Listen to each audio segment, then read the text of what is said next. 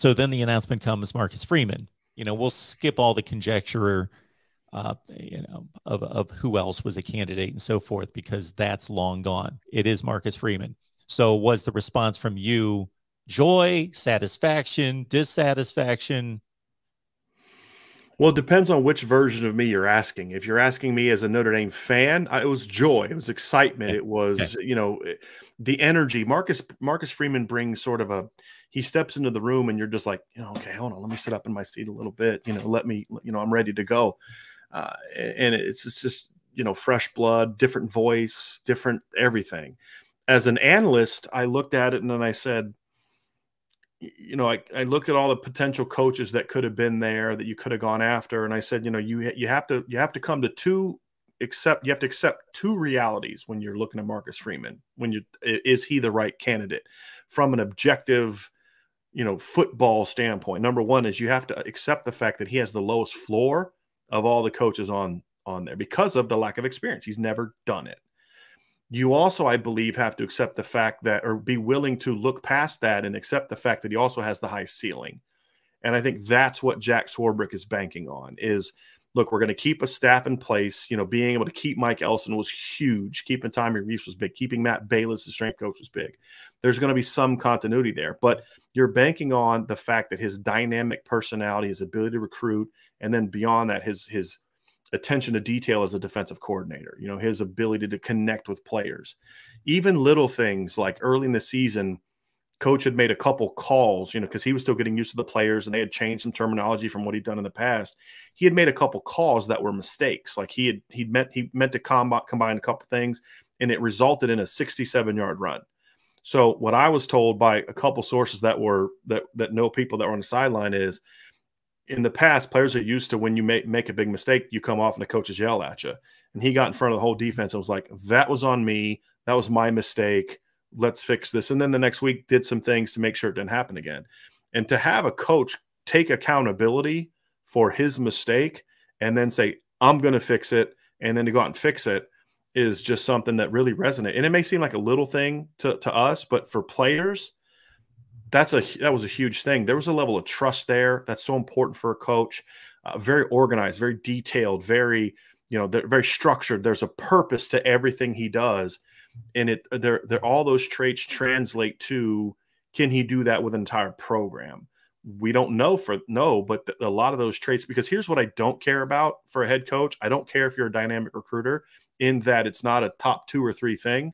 Because if you're a dynamic recruiter, but you don't have 4 or 5 other things, it won't matter. You won't be a good coach. And I don't care about a guy that's high energy.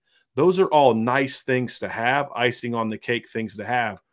But the planning, the organization, the detail, the ability to instruct, the ability to get 100, 200 people that are all part of your football operation focused on the same objective and working in the same direction is not an easy thing to do.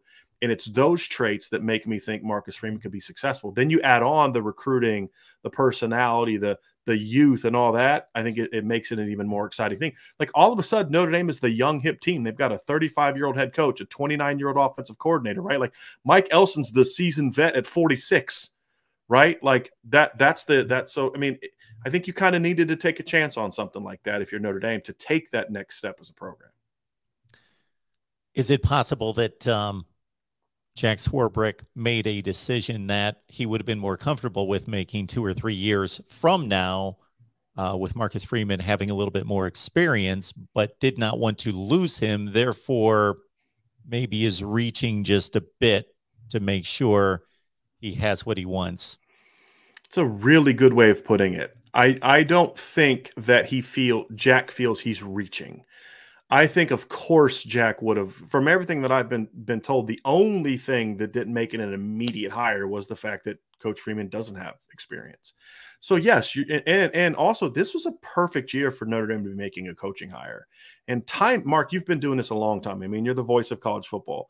You know that timing of replacing a coach is huge, because it may be like, look, Lincoln Riley's already gone, right? Like, Billy Napier's already gone. Dave Aranda's not I mean, there's some dominoes that already fallen, right? And it could have been a bad year, but you've got a Luke Fickell. You've got Jeff Brom having a big year. You've got Matt Campbell still out there. I mean, that you've got Bob Stoops still, a guy that my sources have said the last couple of years had said if that job came open, he'd be interested. He's an Ohio Catholic, guy. So it was actually a good year to be out there, to where if you were uncomfortable with Marcus Freeman's lack of experience, there were other good candidates you could have gone to. From what I'm told, at the end of the day, Jack just kept coming back to the fact that there's one con, like you make a pro con list. There's one con. He doesn't have experience. And then there's this long list of pros. And am I going to allow that one con to have us miss? Because I do think Jack expected Brian Kelly to be here another year or two, and then Marcus would make a real smooth transition. So I don't think it was a panic move of, gee, I got to hire him or I'm going to lose him. I think he just felt Marcus was the best man for the job. But if he could have had it his own way, he would have liked to let him cook a little bit longer, Sure. under Brian Kelly.